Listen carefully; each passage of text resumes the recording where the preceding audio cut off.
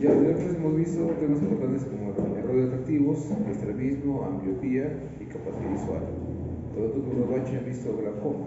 Glaucoma es que la primera causa sería irreversible y es una causa ceguera importante a nivel mundial. Hoy día vamos a hablar sobre una causa ceguera a nivel mundial, en que ustedes sepan para que puedan enfocar sus conocimientos a prevenir y tratar esa causa ceguera. Y segundo, hablamos sobre catarata, que es la principal causa ceguera a nivel mundial, la catarata.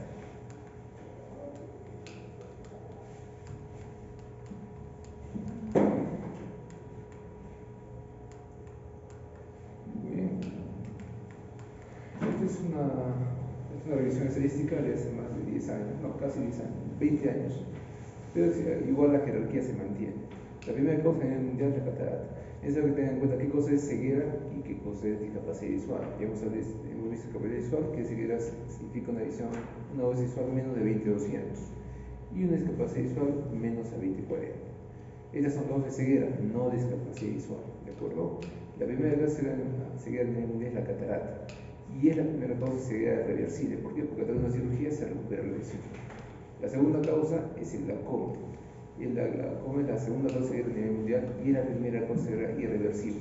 El daño generado en el nervio óptico por la presión, por la hipertensión ocular principalmente, ya no es reversible. ¿De acuerdo? Lo que hacemos es detectar el glaucoma de manera precoz para detener el avance. Una tercera causa a nivel mundial es la retinopatía diabética, asociada, ya saben, a la diabetes mellitus.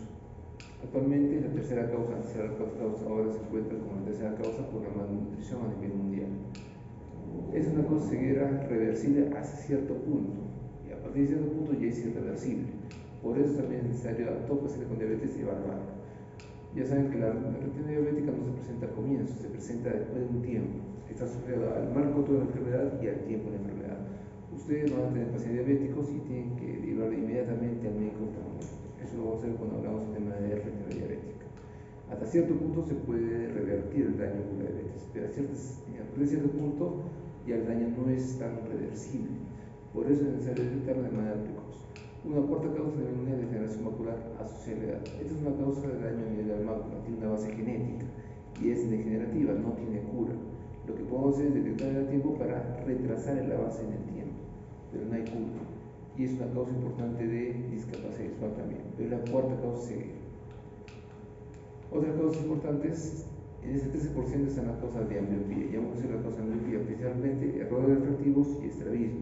Pero hay otras causas como catarata congénita, tos congénita, queratocono, una cicatriz en la córnea, tumores en la córnea, glaucoma congénito. Estas son las causas que generan ambliopía, y si la ambliopía es muy severa y genera una dosis visual menos de 20/200, ya está generando ceguera, ¿de acuerdo? La ambliopía o perezoso no causa ceguera, pero cuando la ambliopía es muy severa y su audiencia visual es menos de 20/200, ya está causando ceguera.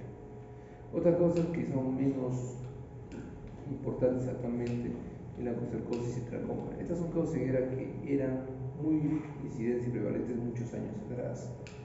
La costercosis es una parasitosis en la cual un parásito ingresa al cuerpo sanguíneo desde la vía hematógena y llega a la retina a través de la arteria oftálmica. Este parásito se aloja en la retina y genera ceguera. La famosa ceguera de los ríos, porque a veces en los ríos se encuentra este parásito y puede ingresar vía hematógena hacia el torrente sanguíneo. Actualmente ya no es una causa de ceguera a nivel mundial porque hay bastante acceso a antiparasitarios, pero antes sí era. Y el tracoma también es una causa frecuente de ceguera. El tracoma es una infección recurrente por Triclamida trachomatis. Los pacientes tenían infección por tracoma ocular, esta era repetitiva con el tiempo, recurrente y generaba cicatrices en los ojos, principalmente en la córnea, por eso genera ceguera. Actualmente ya no es tan prevalente, ya no es tan incidente, porque hay acceso también hay acceso a antibióticos y por eso el paciente ya no desarrolla ese tracoma, que es una infección recurrente. Estas son causas de ceguera todavía prevalentes en ciertas zonas de Asia Oriental, pero ya no es tan prevalente como antes. Asia Oriental, Asia Occidental y Europa Occidental. Otra cosa ceguera es la opacidad corneal tracomatosa, no tracomatosa, que significa que la córnea se opaca por otras causas, no por el tracoma. Puede ser una úlcera micótica, puede ser una úlcera por sequedad, puede ser una degeneración corneal, una ectasia corneal, una distrofia corneal. Entonces la córnea es opaca. En nuestro país, las principales causas son úlceras micóticas. Ya saben que hay bastantes zonas rurales en nuestro país y por esa razón hay muchas úlceras micóticas. Esta es una causa ceguera reversible, porque a través de un trasplante de córnea se recupera la visión. Y dentro de la ceguera infantil se encuentran 4 causas, principalmente la retinopatía de la prematuridad, que es la primera causa ceguera mundial, seguida de catarata congénita y glaucoma congénito. Podemos tener una cuarta causa, las malformaciones oculares infantiles. Antes era una causa importante la catarata congénita, y era la principal causa en nuestro medio. Actualmente la principal causa es la retinopatía asociada a la prematuridad. ¿Por qué? Porque ahora hay mayor tasa de sobrevida en recién nacidos con muy bajo peso. Antes de recién nacidos de menos de 1000 gramos no sobrevivía porque no había el apoyo tecnológico a través de una unidad de cuidados intensivos bien equipada. Actualmente ya hay una unidad de cuidados intensivos mejor equipada y la tasa de sobrevida mejorada. Por lo tanto, la retinopatía de la prematuridad se ha vuelto la primera causa ceguera a nivel mundial.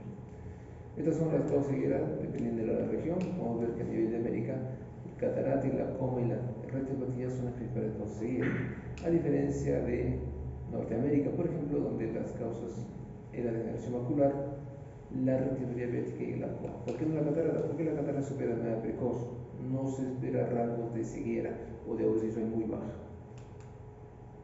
Acá vemos la causa ceguera infantil. Ya saben que el primer puesto es la retinopatía de la prematuridad, asociado o abreviado en letras en inglés, ROP. La segunda causa catarata infantil o congénita y la tercera causa glaucoma congénita. Acá podemos ver las causas por país en Latinoamérica. Entonces se sigue el mismo patrón, la misma jerarquía. Siempre la catarata y la principal causa ceguera seguida de glaucoma. Sin embargo, hay causas de ambliopía evidentes, como los dedos refractivos no corregidos. Es una causa de ceguera cuando la ambliopía es muy severa. Estos rangos están dentro del promedio. Vemos que también la retinopatía diabética también es una causa importante de ceguera como la tercera causa. Sin embargo, probablemente estos valores están subestimados. Probablemente este porcentaje de retinopatía diabética es mucho más alto. Sin embargo, no hay un buen tamizaje. Y también los datos refractivos es muy bajo. No hay un buen tamizaje. Estos son datos subestimados, y es menester de ustedes como médicos generales participar en el tamizaje de catarata, glaucoma, retinopatía diabética y errores refractivos. Esa es su misión a nivel del primer nivel de atención. Acá vemos las causas de catarata, cuál es la tendencia en el tiempo. Vemos que la catarata y glaucoma se encuentran en aumento porque hay mejores campañas de detección a nivel mundial. También la retinopatía diabética. El tracoma y la costoquiosis, como le dije, se encuentra en descenso. La serie de infancia se encuentra estable, siendo la primera causa la retinopatía de la prematuridad y se encuentra en aumento por lo ya explicado.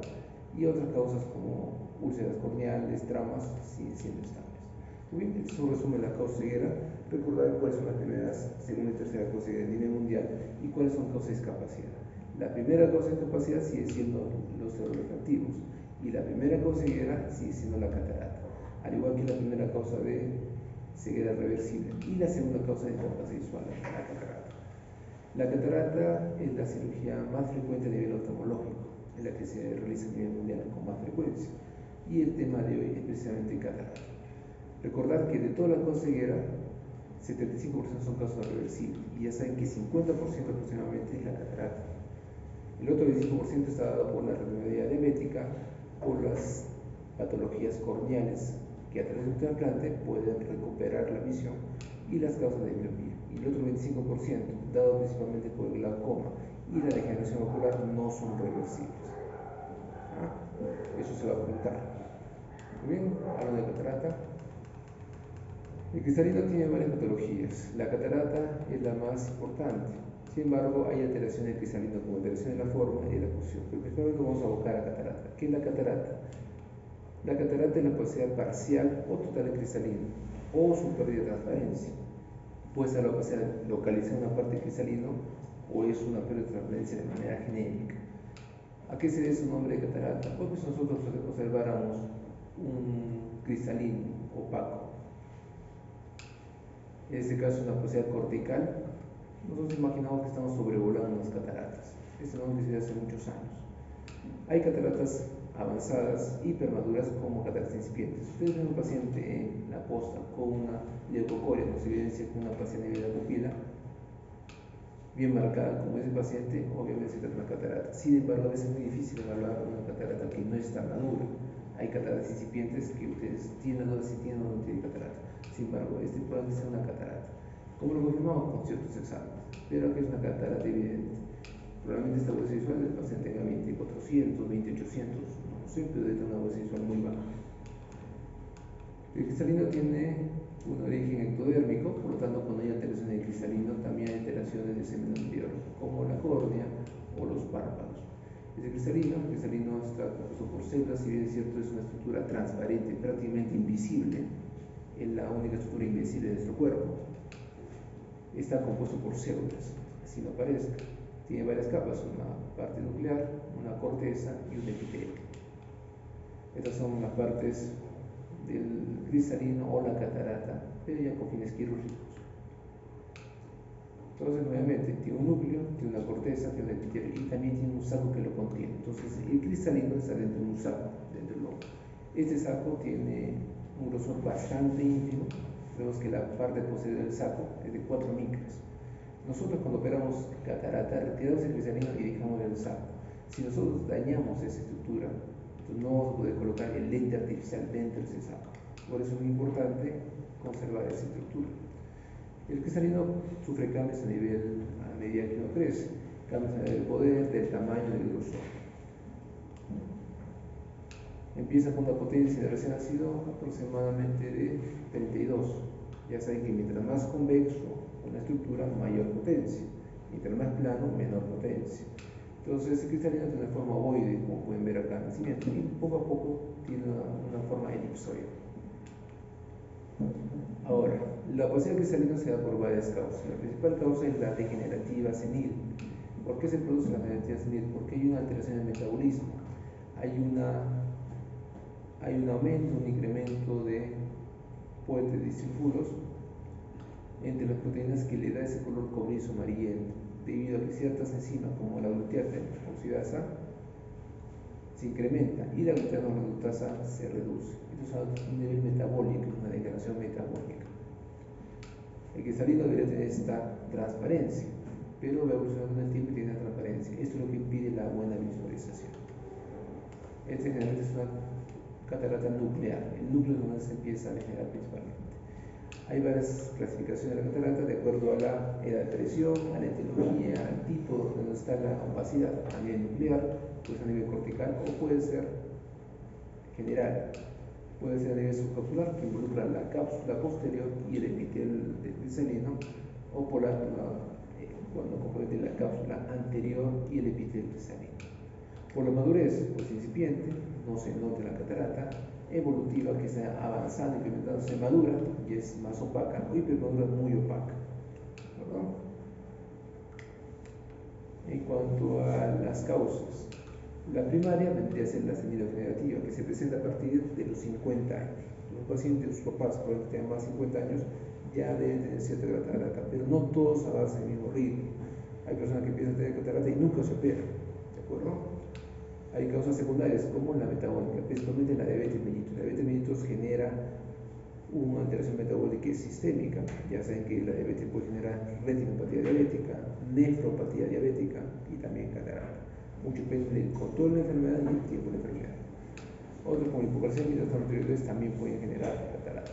Traumática es una cosa frecuente. Un golpe en el ojo donde hay una lesión de la cápsula del cristalino va a generar que ingrese humor acuoso al cristalino y eso lo hidrata y lo pacifica. Entonces, un accidente de tránsito puede generar catarata secundaria.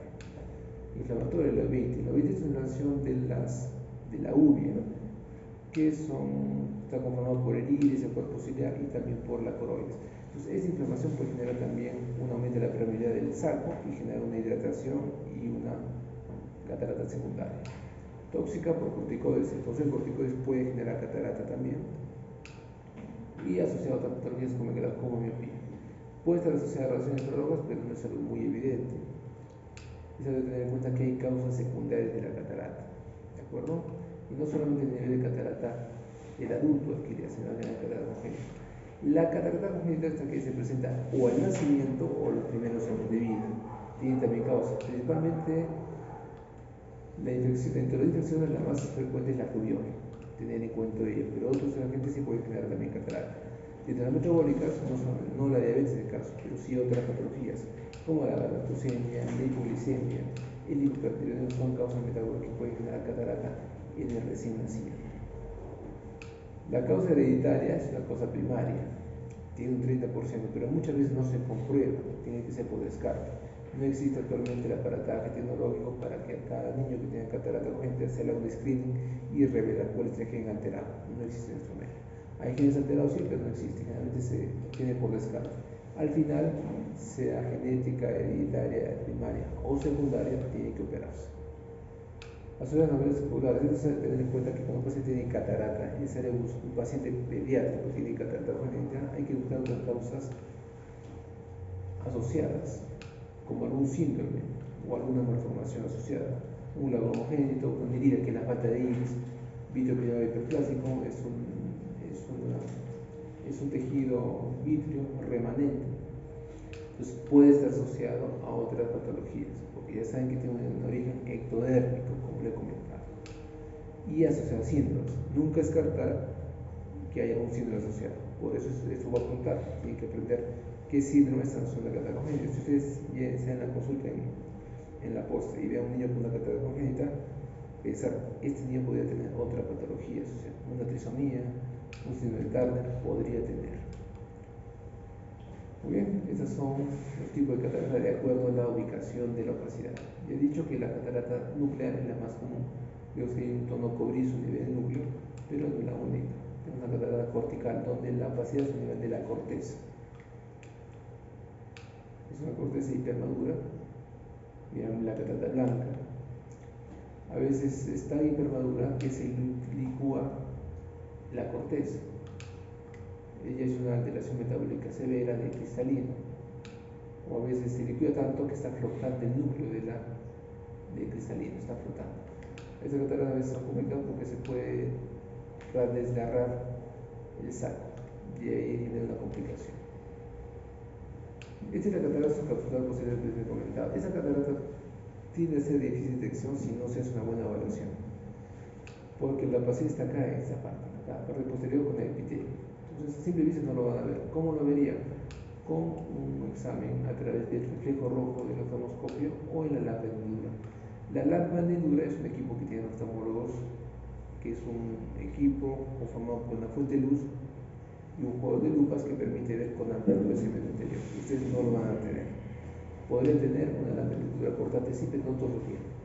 Entonces tienen que guiarse ¿de qué? Del reflejo rojo.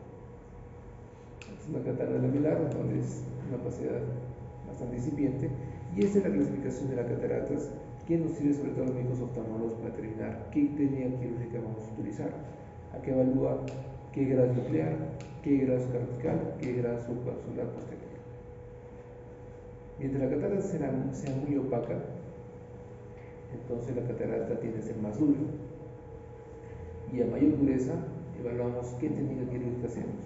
Una técnica convencional, que retira el cristalino y coloca un lente artificial a través de un corte, o la facoemulsificación, que es una cirugía mucho más moderna, que consiste en destruir el cristalino a través del ultrasonido y colocar un lente artificial. Hay una catarata polar anterior, pueden ver acá que hay una opacidad a nivel de la pupila. Es una catarata más o menos menor o compatible a 1 milímetro, y generalmente este tipo de cataratas en los pacientes pediátricos lactantes no genera alteración visual. Cuando es más de 3 milímetros, sí genera alteración visual. Entonces, una catarata puntiforme no va a generar una alteración visual, así está en el centro, porque lo que interesa son los 3 milímetros centrales. Entonces, el paciente a veces no lo percibe o no lo afecta. De todas maneras, le van a referir al paciente cualquier opacidad que encuentren anormal en la pupila, tiene que referir.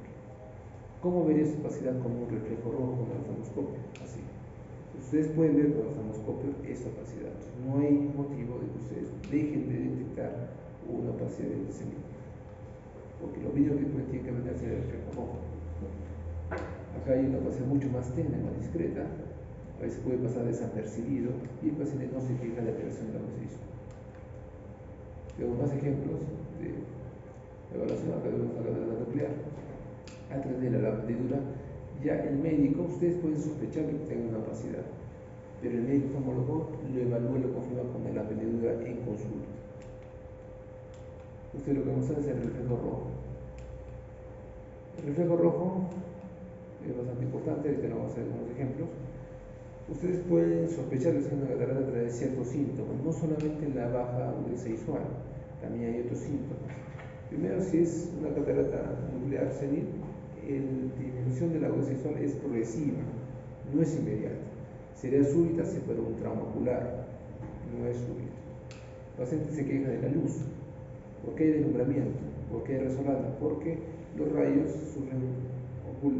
solares y la luz sufren una dispersión en el cristalino, generando un deslumbramiento. Los rayos empiezan a estimular varias partes de la retina. Disminución del sonido de contraste, ya hemos visto la vez pasada un ejemplo de sonido de contraste de la zapatilla. Esta capacidad motor la tienen muy desarrollada, hay unos mejor que otros, la capacidad de ver en la noche. El paciente con catarata está mucho más disminuido, ya no ve en la noche, no puede detectar cosas en la noche porque la visión ha bajado. Puede ver algo de colores por la dispersión de la luz que les he comentado, sobre todo en el día. Ve colores a veces en la mañana, pero hay una dispersión de la luz. Ya saben una dispersión, ¿cierto? Que el rayo de luz se divide en diferentes rayos de luz, diferentes ondas, y eso tiene colores distintos. La miopización de la visión. ¿Qué ocurre con el paciente con catarata? A veces puede ver mejor de cerca que antes. ¿Por qué? Porque se aumenta el grosor y aumenta la convexidad, aumenta el poder. Es como si le diéramos una medida adicional en el ojo sin que lo note, para ver de cerca. Eso es la miopización de la visión, pero es temporal. Al final no va a ver bien ni de cerca ni de lejos. Hay ver doble y hay alteración de la visión en el día o en la noche. Dependiendo mucho de la ubicación de la opacidad, el paciente puede ver mejor en la noche si es que la opacidad se encuentra en la periferia, toda la pupila se cierra y no se nota la opacidad. Pero si la visión es en el día, en la noche, si la opacidad es en el centro, y sabemos que en la noche hay mayor vidriasis porque ve menos luz, entonces verá mejor. Pero en el día, como la pupila es más pequeña y si la opacidad se encuentra en el centro, verá menos. Entonces, mucho depende de dónde se encuentra la opacidad, si es en el centro de la pupila o en la periferia, porque ya saben que hay miosis y vidriasis dependiendo. En el día hay más vidriasis que miosis. Pero hay más miosis que vidriasis.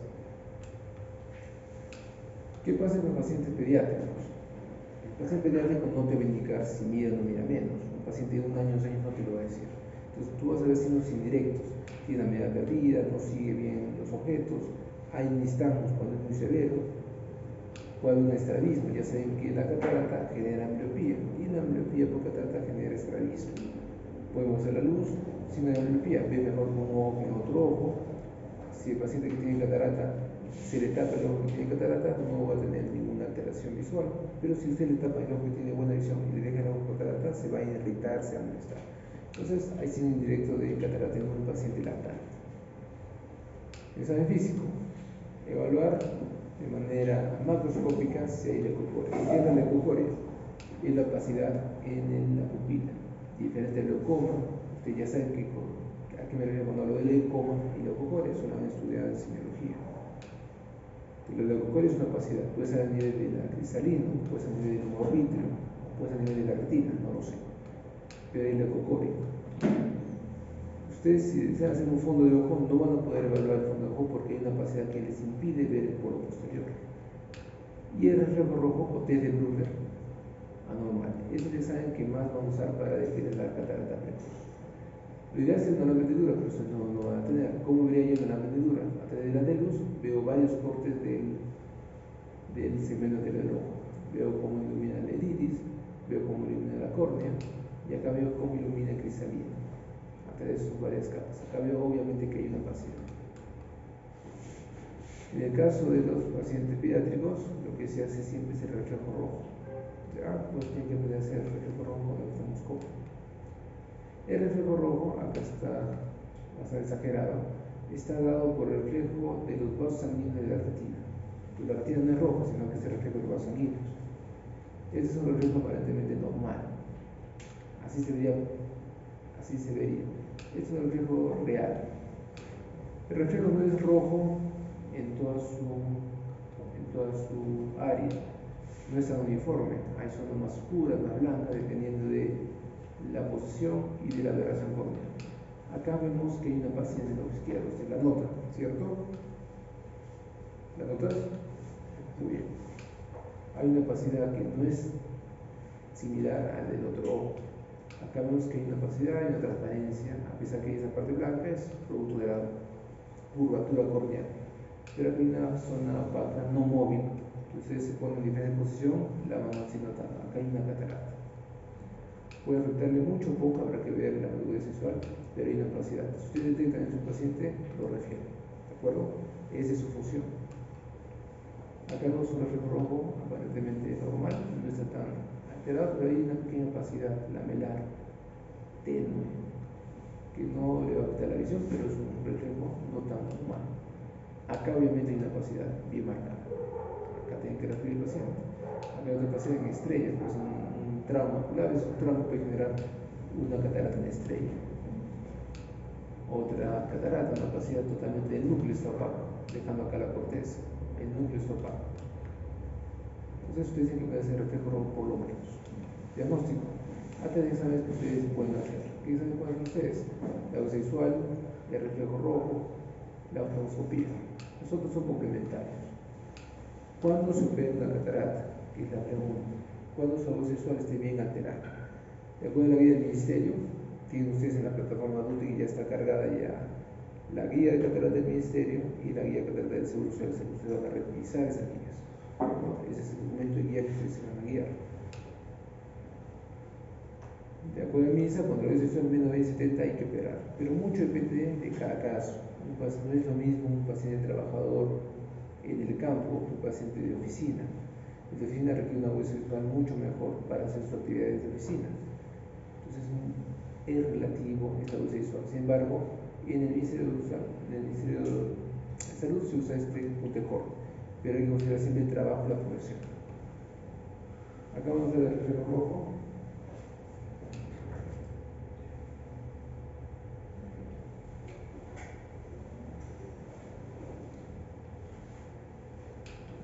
Acá, ¿cómo se retira esto? No hacemos esto. Uy, no, nuevamente el anterior. Muy bien. Y dale clic. Pausa. Muy bien. Acá pueden ver el reflejo rojo. Lo ideal es evaluarlo de manera tangencial, no frontal. ¿Por qué? Porque cuando yo lo frontal hay miosis. Entonces mejor es tangencial. Pero el reflejo rojo es más o menos como lo ven. Hay zonas oscuras, producto de la curvatura de la córnea, pero vemos que hay una simetría, ¿cierto? Este reflejo es algo diferente a este es más blanco, más nacarado que este es más anaranjado. A veces la falta de lentes también genera que el reflejo sea diferente. A ver, dale. Ahí se va a colocar lentes y van a ver cómo cambia el reflejo ahí. Ya, déjalo ahí.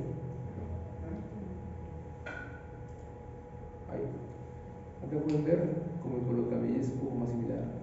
El reflejo no es solamente rojo, a veces naranjado, medio amarillo, vale. Pero tratar de hacerlo con los lentes, porque después puede haber cambio. Acá ya adquiere cierta simetría. A ver, nuevamente, un clic nomás.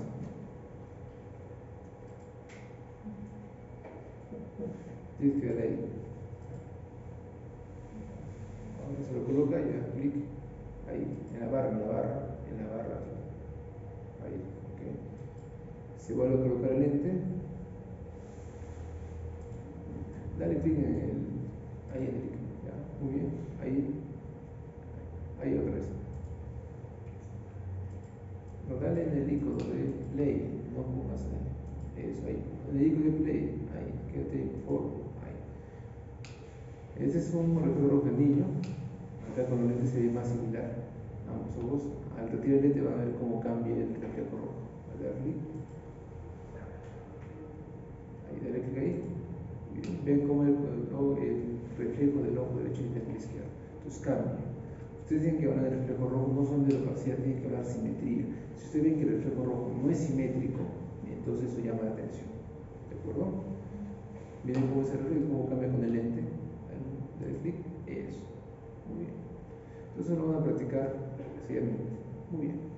Listo, voy a la siguiente.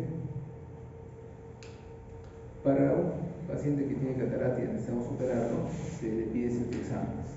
Pero la laboratoria de retina, ya tengo cardiovascular, necesario de la retina. Pero hay dos exámenes que es necesario hacer adicionalmente. Uno es la biometría ocular. La biometría ocular permite hablar cuál es la potencia del lente artificial que va a colocar dentro del ojo. Y la ecografía ocular permite evaluar si hay una alteración dentro del ojo. A veces por la opacidad no puedo hacer fondo de ojo. Entonces yo no sé si el paciente tiene la retina desprendida, yo no sé si tiene una degeneración macular, no sé si tiene una retina diabética y es sangre del ojo, no lo sé. Entonces la ecografía me permite evaluar ello. Ustedes tienen que tener en cuenta que existen esos dos exámenes principales. Ya por cultura ustedes no lo van a hacer, pero ya saben que existen los exámenes.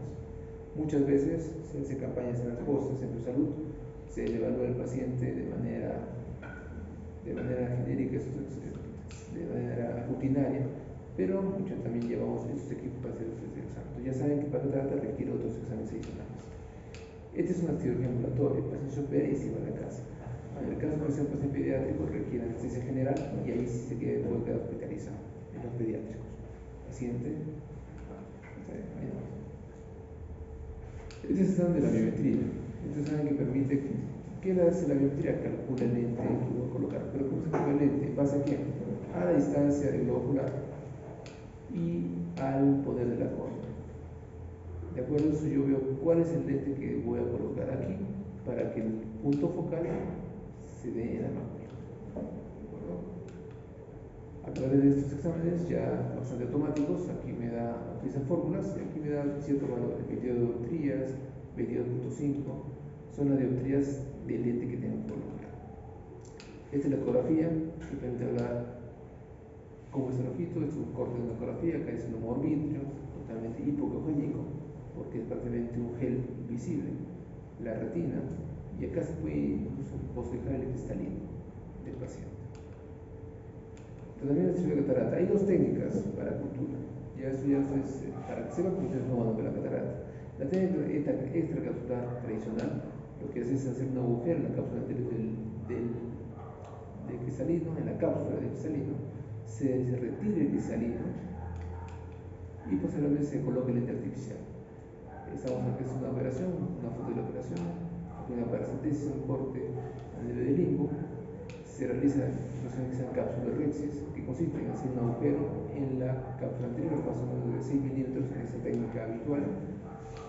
Se realiza un túnel desde la esclera con la córnea, hay un túnel.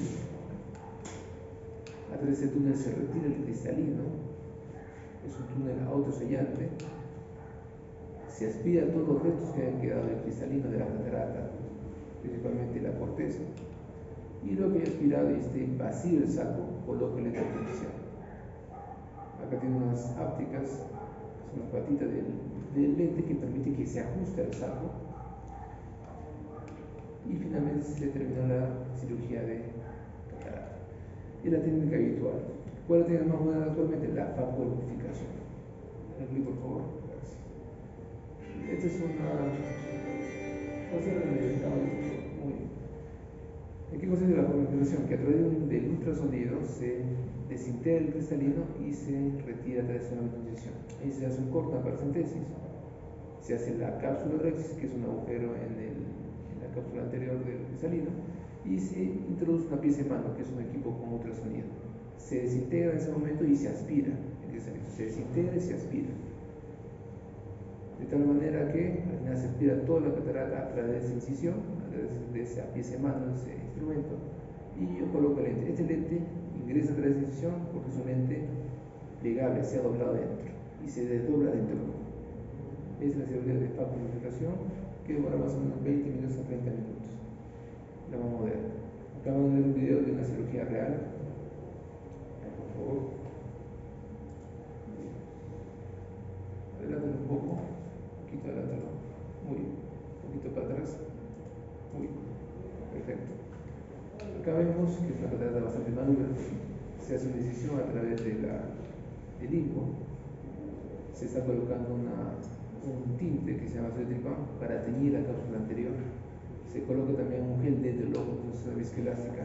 La idea es mantener la forma de la córnea a través de un gel, pues que no se aplane el ojo. Entonces ahí está colocando una especie de gelatina, no está en viscoelástica. Se hace otro corte, entonces una paracentesis. Estos cortes tienen aproximadamente 2.75 milímetros. Se hace un corte en la cápsula anterior, ustedes van a ver cómo es el corte.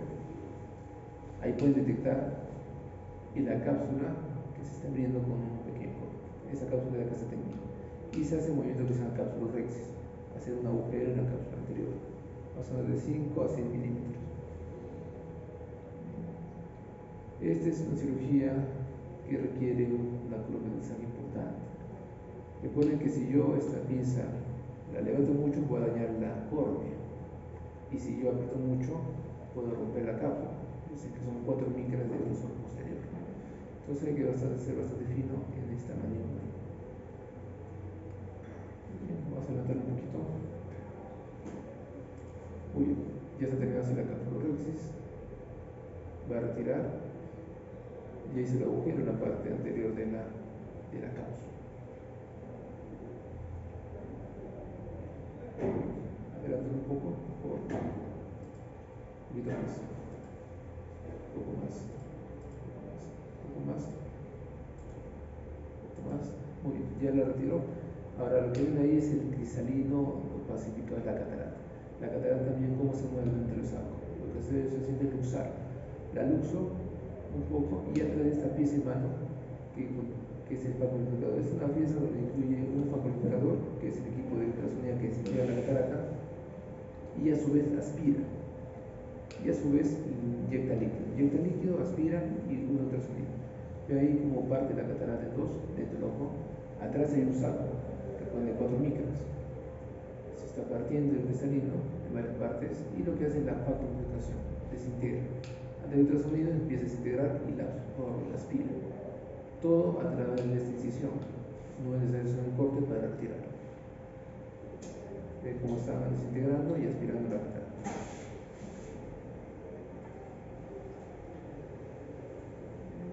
Así va a aspirar los 4 cuadrantes al paciente. Un poquito mejor, un poquito adelante. Adelántalo un poquito más de la mitad, como estaba antes, un poco más. Y ahí. Sigue aspirando la catarata. O adelántalo.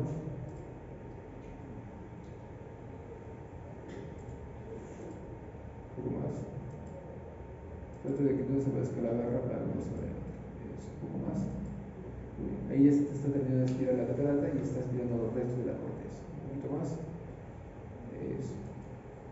Un poco más. Ya dejó libre el saco.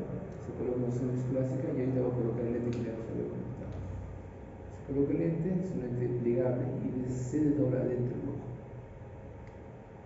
En eso consiste la cirugía de catarata principalmente. Que tenga que salir y colocar un lente artificial.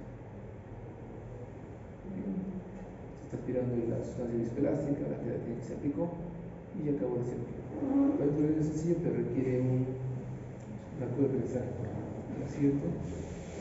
Es necesario que ustedes sepan qué complicaciones hay. Complicaciones intraoperatorias y posoperatorias, principalmente las posoperatorias. ¿Por qué? Porque ustedes, como generales, van a recibir pacientes que se han operado de catarata en la post. Cuáles son las inmediatas y las tardías. La complicación más frecuente es la tardía, la vascularización de la cápsula posterior. ¿Por qué? Porque a veces quedan células en el saco capsular y esas células se reproducen, se multiplican y van a generar que se opaque la cápsula posterior, ya no el cristalino, sino la cápsula. Y las inmediatas que hay que tener cuidado, sobre todo son las infecciones. También es una infección bien severa. La córnea a veces se puede hepatizar, se puede inflamar, la presión del ojo puede aumentar temporalmente, o a veces no se coloca bien el lío. El lío es el lente intraocular, a veces no lo colocan bien. Paciente. Acá vemos la opacidad capsular. No hay catarata. Ya hay un lente artificial, como lo ven, que está transparente. Pero usted puede explicar la cápsula. ¿Por qué lo corregimos? Hay que hacer un agujero en la cápsula posterior. ¿Por qué lo hacemos esta vez con un láser? A través de un láser se corta un agujero, se hace un agujero y el paciente recupera la visión nuevamente. Esa es una infección. Tiene que recordar que muy importante es el cuidado postoperatorio en cualquier cirugía. A veces no le da importancia, pero tiene que dar mucha importancia. Si no hay un buen cuidado postoperatorio a través de antibióticos y a través de ciertas no actividades, entonces a veces la supervivencia se puede complicar. Es una complicación muchas veces por el paciente. Bueno, tener en cuenta el postoperatorio es muy importante en cualquier cirugía. Acá estoy realizando la facomunicación del paciente. No se ve muy bien en la pantalla, pero acá está el equipo de facomunicación, es un equipo grande. A través de ciertos conectores se realiza la facomunicación del paciente. Estas son campañas que se realizan a veces de manera periférica. Esta es una campaña que hice en Chivay hace 10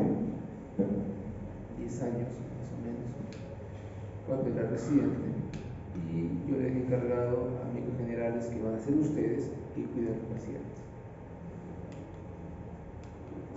Muy bien, hay alteración en la forma de la posición. Esto lo van a realizar con más calma. Esta clase está cargada en la plataforma de Udemy como videoclase, como video y también como PDF para que revisen con calma. Hay formas de cristalinos anormales que generan que la visión no sea adecuada. Lenticono, por ejemplo, no es algo muy común. Una microfagia, una forma de esfera de cristalino no es muy común. Es algo que sepa que existen esas alteraciones. Un colobón, un desarrollo anormal de cristalino, no se desarrolla completamente, puede también. Y hay varias causas que generan esta forma. Y alteración de la posición, luxación de cristalino. Hay enfermedades que generan que esté luxado. El cristalino no es un colobón, sino que está desplazado hacia arriba, está luxado. Puede ser hereditario, el síndrome de Marfan, por ejemplo, que ya lo conocen, que es una colágenoapatía, genera que haya luxación de cristalino. Y el paciente que tiene el síndrome de Marfan y tiene luxación de cristalino no mira bien, no va a ver bien jamás con este cristalino luxado. Hay que retirar el cristalino y colocarlo. Pero en este caso no se coloca en el saco. ¿Por qué? Porque hay una colágenoapatía. ¿Qué se hace? Se coloca el lente artificial y se sutura el ojo al esclera. Eso se hace. Acá hay otra luxación, esta puede ser traumática. Esta es traumática. O sea que tuvo un golpe, se formó catarata por el golpe y también se luxó. Hay también alteraciones de la pupila. Es un ectopia pupilar. La pupila no está ubicada en el centro. Eso sería todo. El resto de la carrera en la plataforma lo pueden revisar con calma. La función principal de los médicos es detectar catarata, sospecha, lo refiere a través de la UV visual, a través del reflejo rojo. Solo tendrían que hacer eso, pero hacerlo bien, ¿de acuerdo? Muy bien, eso sería todo. Nos vemos.